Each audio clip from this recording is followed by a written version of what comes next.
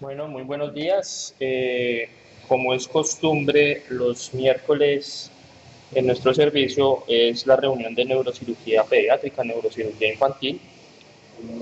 Mi nombre es Daniel Alberto Apolinar García, residente de neurocirugía de la Universidad de Antioquia.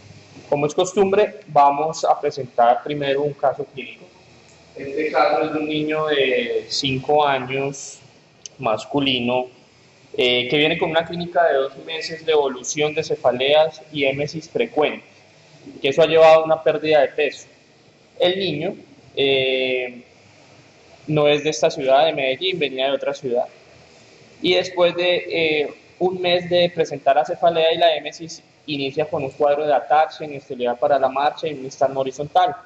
Al examen físico, en el sitio donde lo atendieron inicialmente, presentaba un nistagmo horizontal bilateral, una ataxia para la marcha, una dismetría bilateral, no presentaba ningún déficit motor ni otra focalización.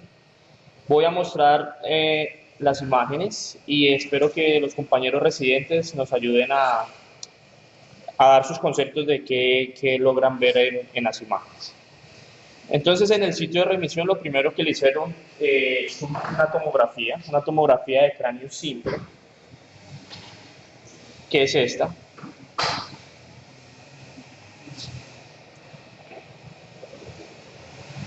Entonces, no sé si algún compañero residente quiere aportar de qué se ve en esta imagen.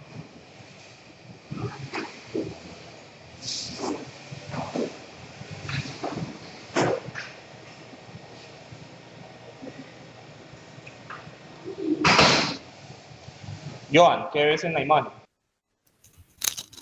Hola Dani, ¿cómo estás? Buenos días. ¿Me escuchas?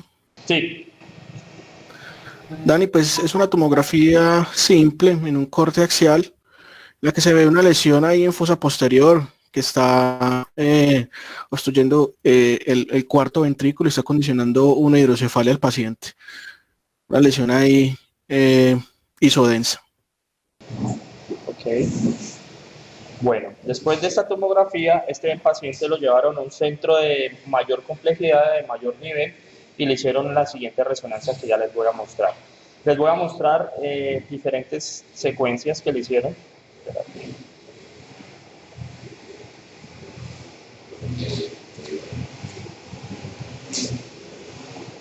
No sé si alguien quiere aportar qué secuencia es y qué se ve en esa secuencia.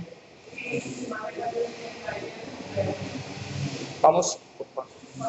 Sí. Entonces esta, por ejemplo.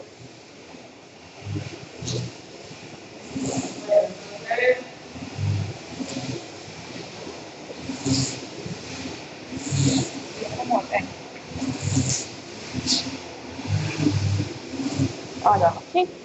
Bueno, entonces el primer corte que está corriendo en la imagen es una resonancia en un corte sagital. Ese corresponde a un T1 simple. Como se había visualizado desde la tomografía, se observa una lesión en topografía de la fosa posterior. ¿Me puedes poner, por favor, el axial que está condicionando una obstrucción del cuarto ventrículo?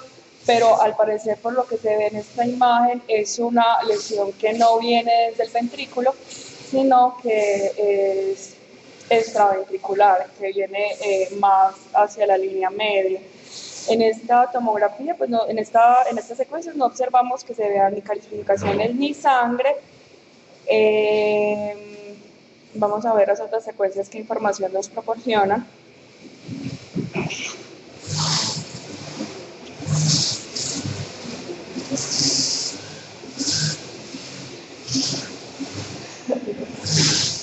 Bueno, esta correspondería a un C2 en el que se visualiza la misma frecuencia, perdón, la misma secuencia, la misma lesión. Vamos a volver a ver esta. ¿Cómo hago para volver a ver este C2? Y eso es lo que nos se observa una lesión hiperintensa. En el observamos signos de mapa transependimal con obstrucción que se da hacia el cuarto ventrículo de la lesión y nos faltaría ver, bueno, entonces una difusión. Espera, pues primero voy a mostrar esta imagen.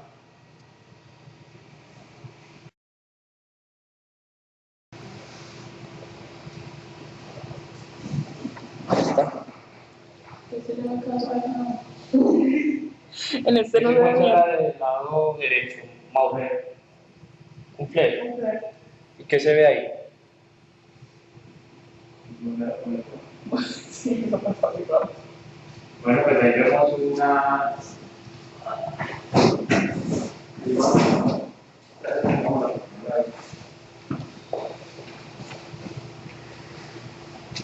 Bueno, esto es una resonancia en un corte axial, una secuencia FLAIR. Podemos ver una lesión hiperintensa en el cuarto ventrículo que está generando ensanchamiento del cuarto ventrículo con obstrucción para el flujo, edema transependimario con hidrocefalia triventricular, sí, aguda con dilatación del tercer ventrículo y pues estrechamiento de los surcos. Listo. Se ve que el edema también está cambio de tallo. Pues no, es que no, a ver, miremos, de volver por unos dedos para ver si presenta bien el significativo en el tallo. Porque en esto pareciera que o sea, que se rodeara todo el ventrículo, que fuera extraventricular y que estuviera indicando el tallo. Bueno, no lo más va a tener nada. Miremos cómo se comporta en la difusión en un contrastado.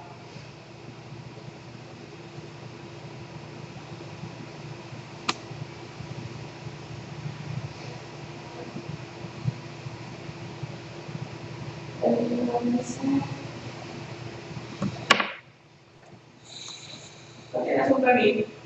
El primero. Sí, pero no lo detallaste.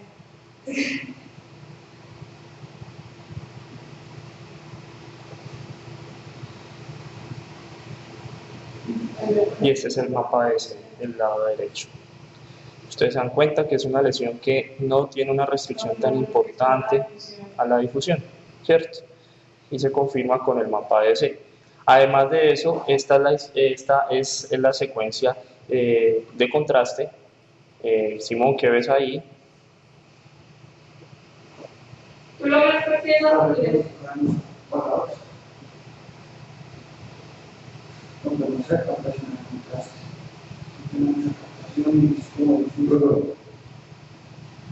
Para la lección de las imágenes con contraste y no se ve una lesión pues, captante, un poco heterogénea, una captación mínima.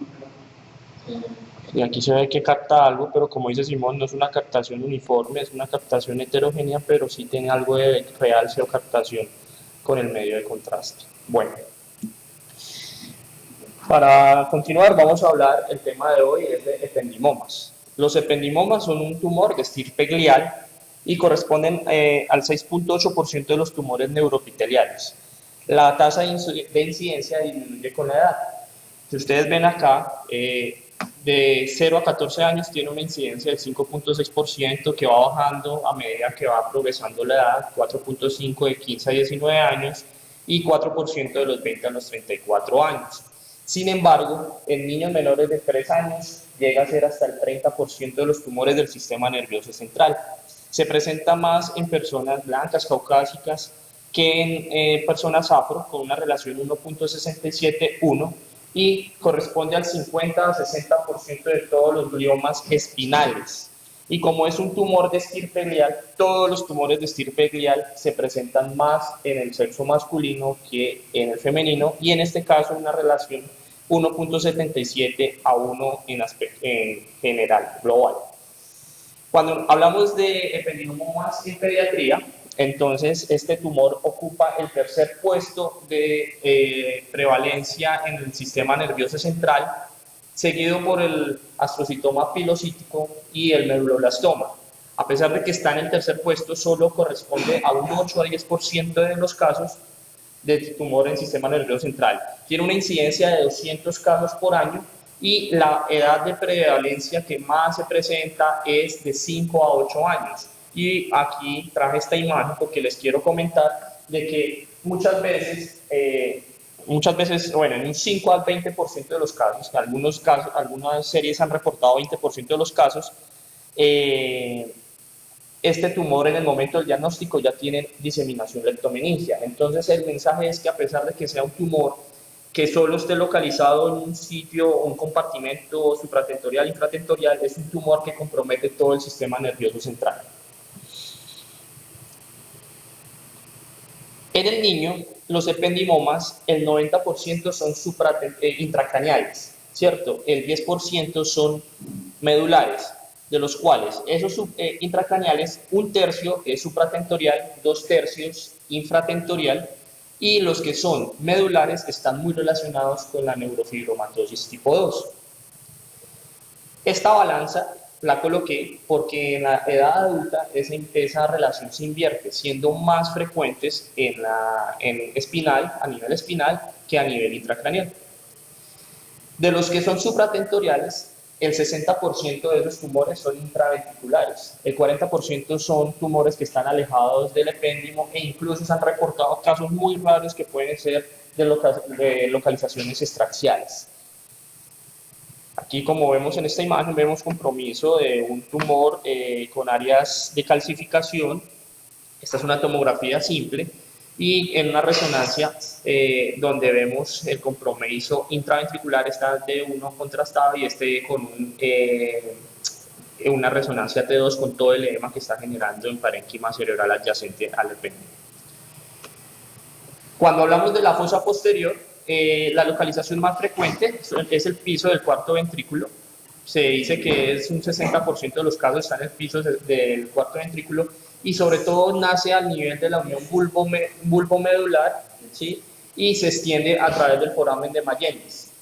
El 30% corresponde a los recesos laterales y esto lo que ocupa es a nivel de los forámenes de Luska.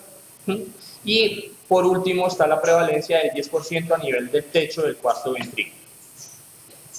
El cuadro clínico pues depende de la localización. Este tumor se puede presentar en varias localizaciones. Si está en la fosa posterior intraventricular puede generar obstrucción del cuarto ventrículo, lo que puede llevar a una hidrocefalia. Si está presente en el hemisferio o hermes cerebeloso puede presentar el síndrome cerebeloso o ataxia. Si está comprimiendo el tallo puede llevar a tener parálisis de pares craneanos o alteraciones de pares craneanos, trastornos visuales. Y si está en una localización supratentorial, pues depende del sitio donde esté, puede generar focalizaciones o incluso convulsiones.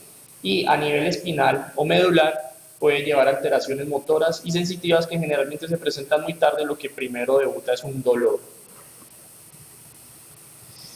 En las imágenes, este tumor generalmente, como vimos en el que presentamos, en el T1 se presenta como una imagen isointensa o hipointensa. En el T2 es hiperintensa y en esta que es la difusión generalmente puede tener áreas de restricción, pero no es una restricción uniforme y puede ser una restricción muy variable. Entonces la restricción en estos tumores generalmente no es fuerte. Otras características imagenológicas es que la captación al contraste es muy variable. Son lesiones bien circunscritas generalmente, pueden desplazar el tallo, generar hidrocefalia, tienen un componente quístico, pueden tener calcificaciones o hemorragias y, como les decía al comienzo de la charla, la diseminación leptomeningia está presente hasta en 5-20% de los casos.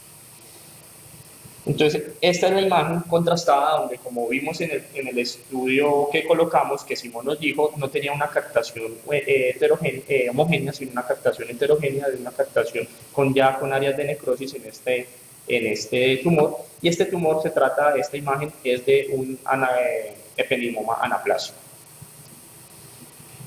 Los diagnósticos diferenciales son astrocitoma pilocítico, el meduloblastoma, tumores embrionarios y tumores del plejo coroide cuando están presentes en la fosa posterior.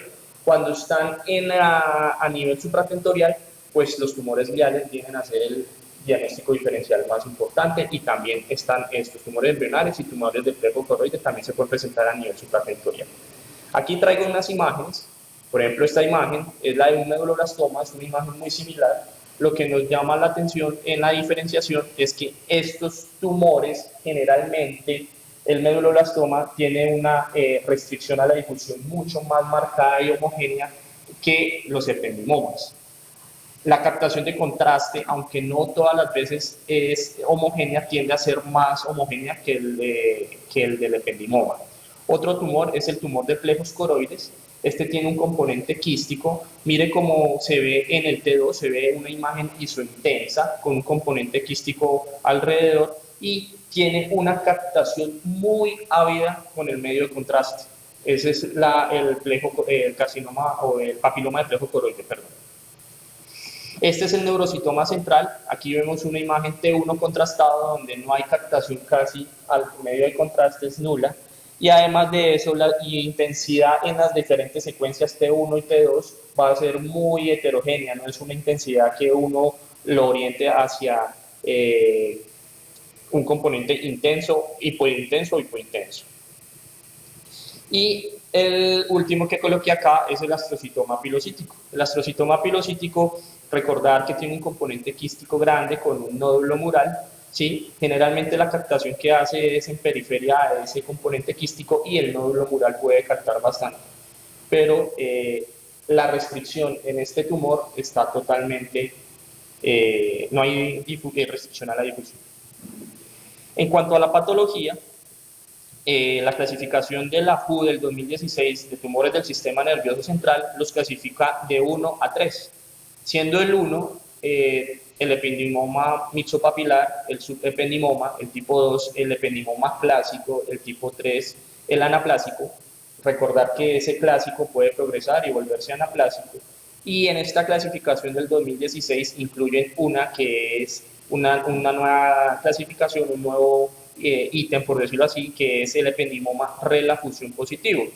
El RELA quiere decir que es reticuloendoteliosis viral positivo. Para continuar con las características del ependimoma clásico, que es el que hemos venido hablando, es un glioma circunscrito. En la patología va a presentar células pequeñas, puede presentar depósitos de calcio y va a presentar unas zonas perivasculares anucleadas, que son las pseudorosetas, y también va a poder presentar rosetas que se pueden presentar hasta en la cuarta parte de los pacientes. Como les había dicho, el grado 2. En este preparado de histopatología, aquí vemos las que son verdaderas rosetas, que son este acúmulo o como estas columnas de células tumorales alrededor del vaso sanguíneo. Mientras que las pseudorosetas, miren que está el vaso sanguíneo y alrededor se aprecia esta zonas perivasculares anucleadas, no se ve ninguna célula. Listo, esa es la diferencia entre rosetas y pseudorosetas. Aquí se ven unas columnas o como unos túbulos del ependimoma, y acá en esta imagen de abajo lo que vemos es en los depósitos, cómo se ven los depósitos de calcio, ¿sí?, que pueden tener estos ependimomas. La inmunohistoquímica, entonces, van a ser positivos por la proteína ácida fibrilar glial, casi siempre en la zona donde está alrededor de las pseudorosetas. Puede ser variable en otro lugar. El antígeno de membrana epitelial va a estar positivo, el S100 positivo, la vimentina positiva y el OLIC2 va a ser negativo. Hay un mensaje que de una vez quiero dejar, es el pronóstico que tiene este tumor en los pacientes, y el pronóstico va en relación inversa a la del paciente. Entre menor tenga, o bueno, en una relación directa, entre el niño sea más pequeño, el pronóstico es más malo. ¿Listo? Entonces se ve que en niños menores de 1 año, una tasa global de supervivencia a los 5 años habla del 42.4, y ustedes se van a dar cuenta que 55.3 va aumentando entre 1 y 4 años, y para 74.7 en niños entre 5 y 9 años, y 76.2 en niños de 10 a 14 años. Otro mensaje, el grado de resección quirúrgica es el indicador más confiable de supervivencia en estos tipos de tumores. El tiempo de recurrencia medio es de 22 a 25 meses, y hasta en el 20% de los casos se pueden presentar recurrencias con metástasis aisladas, que es lo que hablamos de metástasis en gotas o diseminación leptomeningia, y eso habla más cuando ese ependimoma clásico ya está progresando a una anaplasia. La clasificación de la WHO histopatológica divide este ependimoma clásico en 4 tipos. Celular, que es supratentorial, extraventricular. El papilar lo único que dice es que tiene morfología de unas papilas bien formadas. Hay otro que es de células claras y tanicito, que ya vamos a hablar más de eso.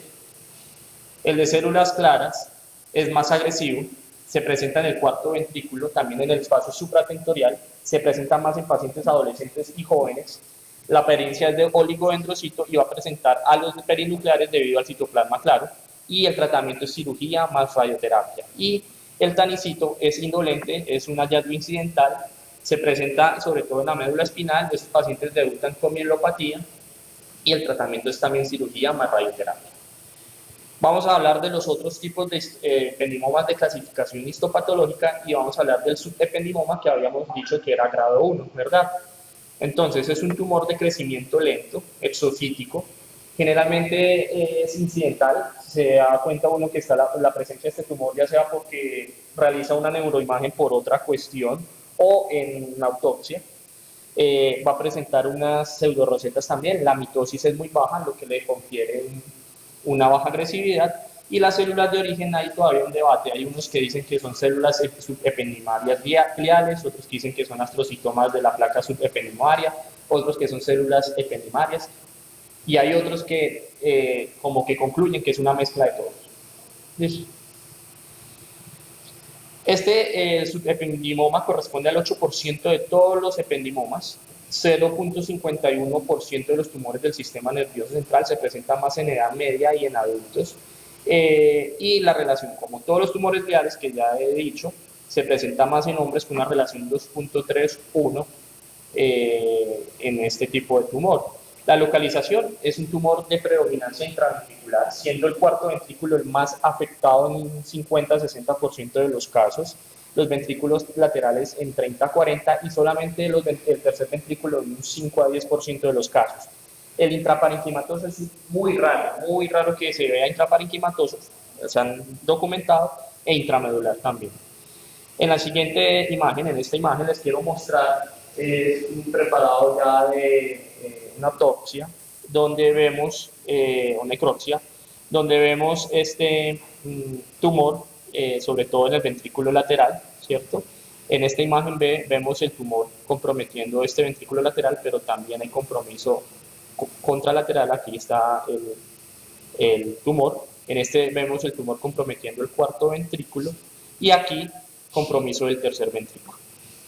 En la imagen, como todas las características generales de los ependimomas, ISO o hipointenso en el T1, puede tener hiperintensidad en el T2, y este tumor, el subependimoma, es muy raro que realza el contraste, y si realza es muy poco, muy poco. Se presentan como masas nodulares delimitadas, como les dije, no realzan, puede presentar calcificación y focos de hemorragia, y los que son de localización medular pueden ser exofíticos. El pronóstico, estos tumores son de buen pronóstico.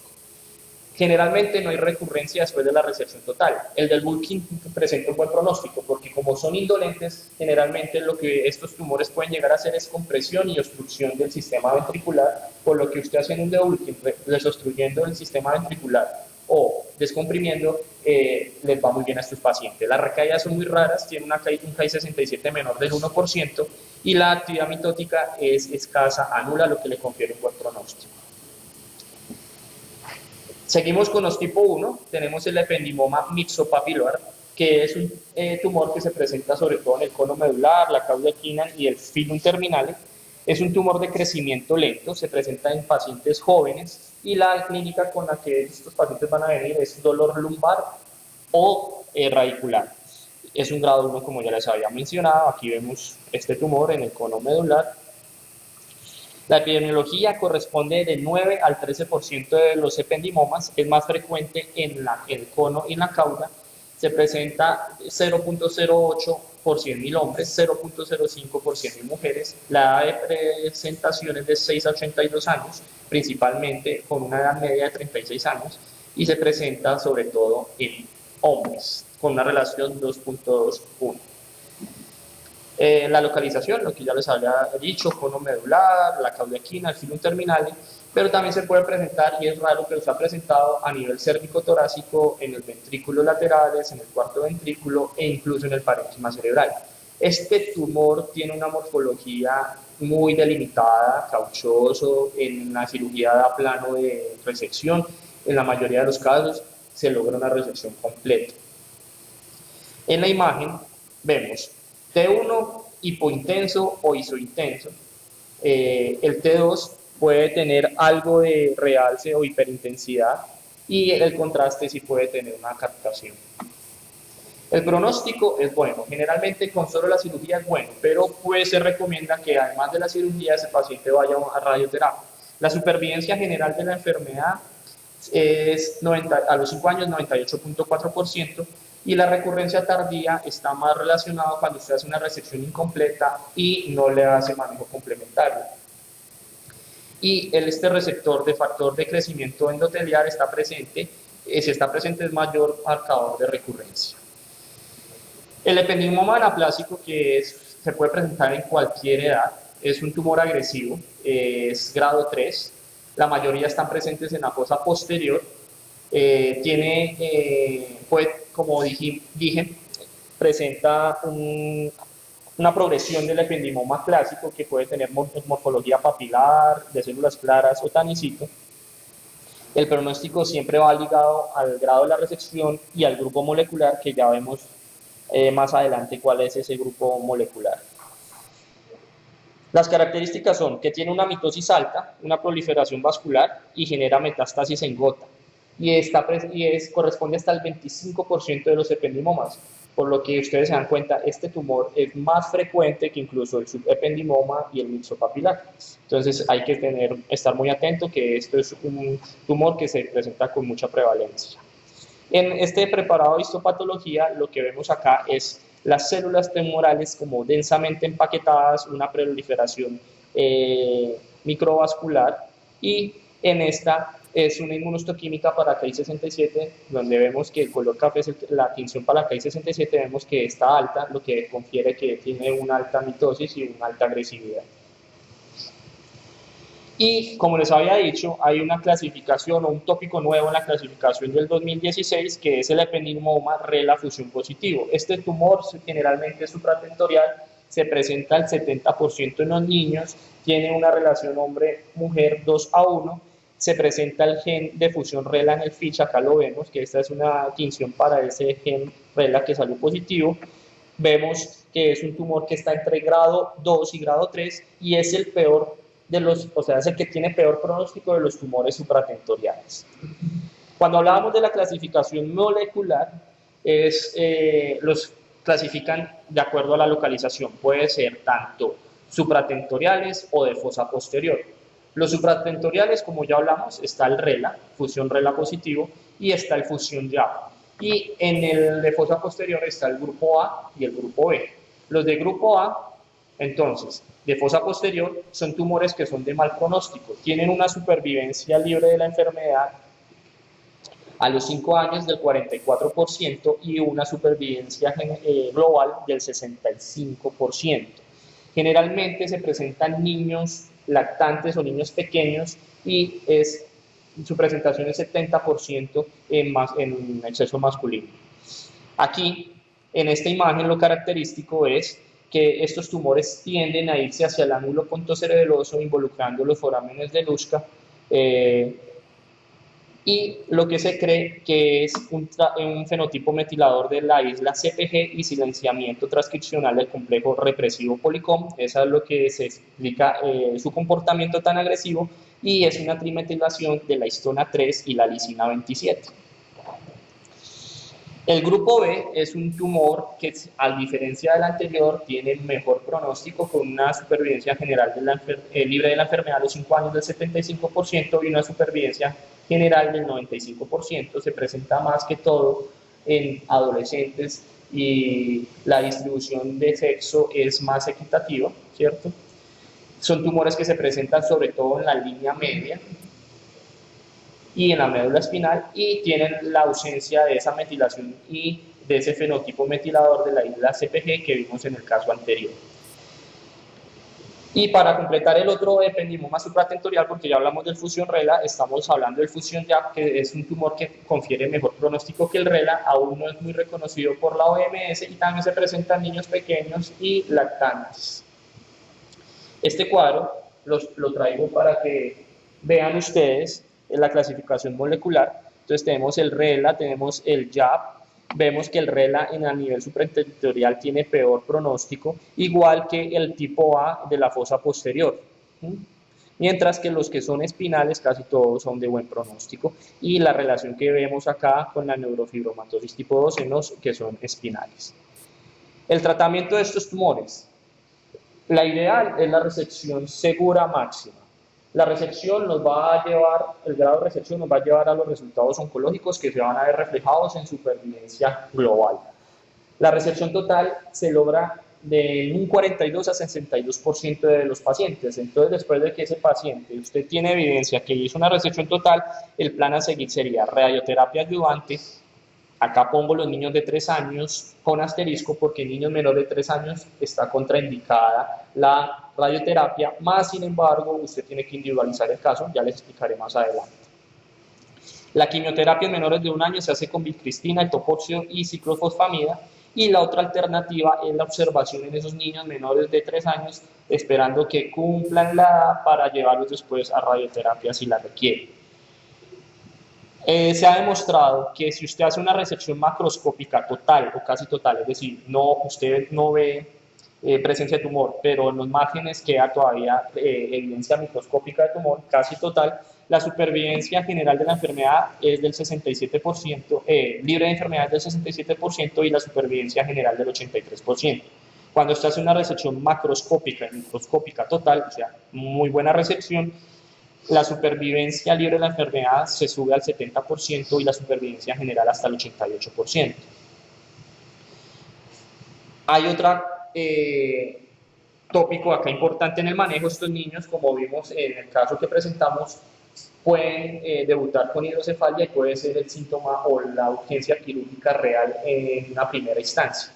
Entonces, hay autores y estudios que abogan el uso de esteroides como medida inicial a ver si ese tumor responde mientras que usted lo lleva a una cirugía de resección total del tumor. Más sin embargo, si eso no responde, entonces puede hacer usted una DP, una DBE o una tercera cisternoventriculostomía endoscópica. Usted ya individualiza el caso. En esta imagen vemos una resección total de una lesión. Vemos que este era un ependimoma de características anaplásicas con focos quísticos, áreas de necrosis, que se extendía hacia el ángulo pontocerebeloso del lado derecho.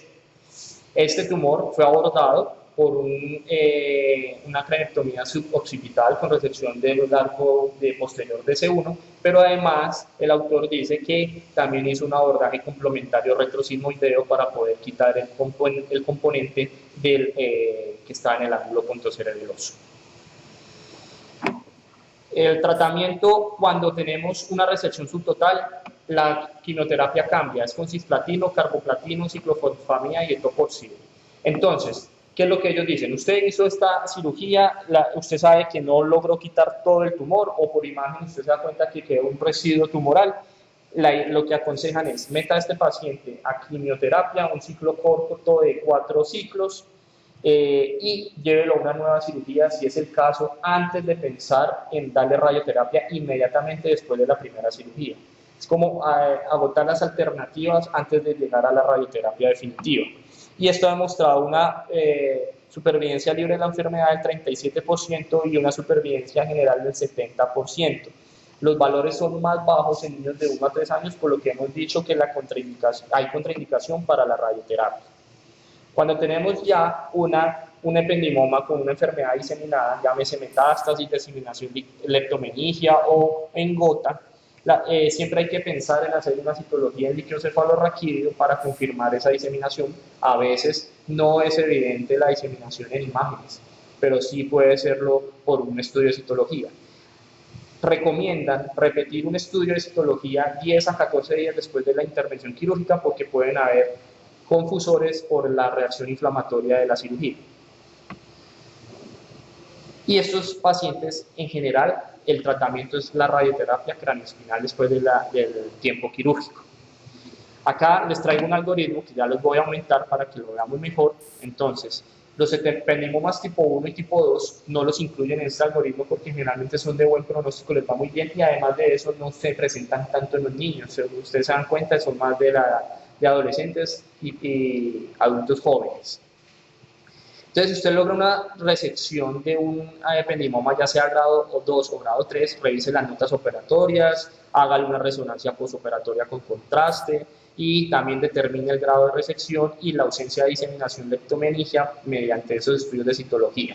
Entonces, si usted se da cuenta que este paciente tiene diseminación leptomeningia, entonces le preguntamos la edad. Si es menor de 3 años, individualice el caso. ¿Qué es individualizar el caso? Estos niños, la radioterapia craneoespinal generalmente está contraindicada absolutamente en niños menores de 3 años. Entonces, individualizar el caso es darle quimioterapia, ¿cierto? O darle radioterapia focal al sitio más comprometido, si es un niño mayor de 1 año. O sea, un radioterapia focal o conformacional, pero craneoespinal no. La quimioterapia en este caso puede servir como una terapia puente hasta que el niño cumple los 3 años o es mayor de 3 años para poderlo llevar a radioterapia craneoespinal. Si es mayor de 3 años, sin problema, debe radioterapia craneoespinal.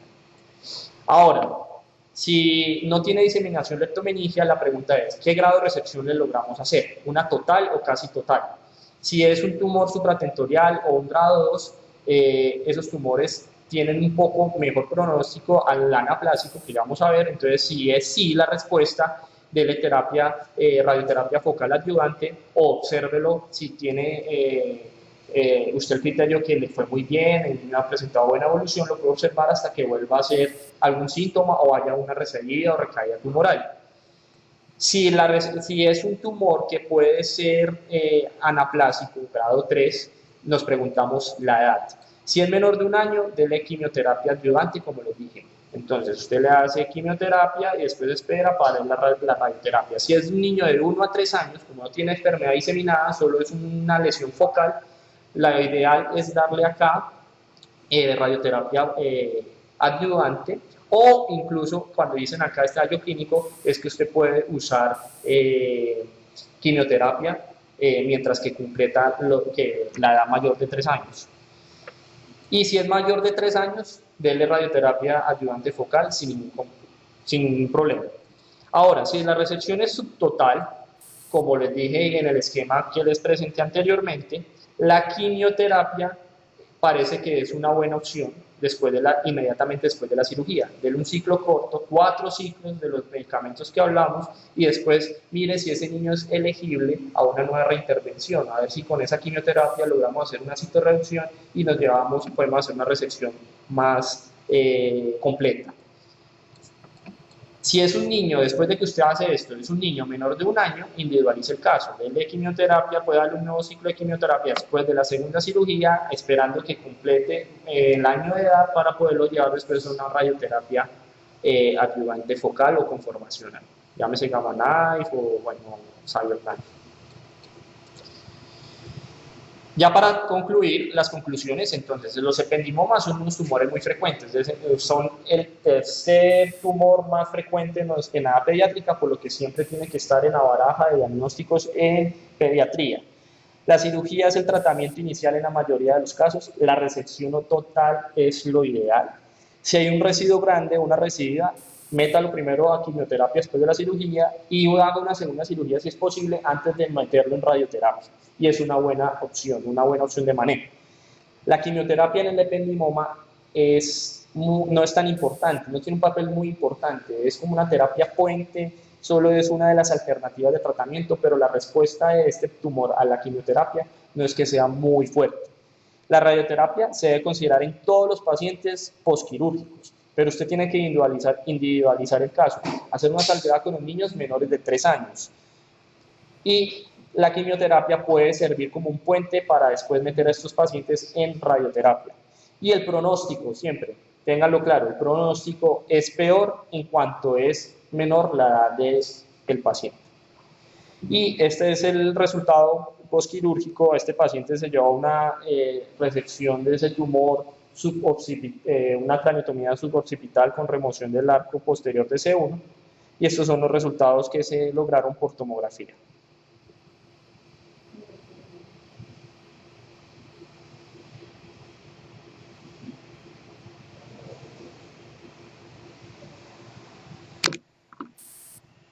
Bueno, muchas gracias.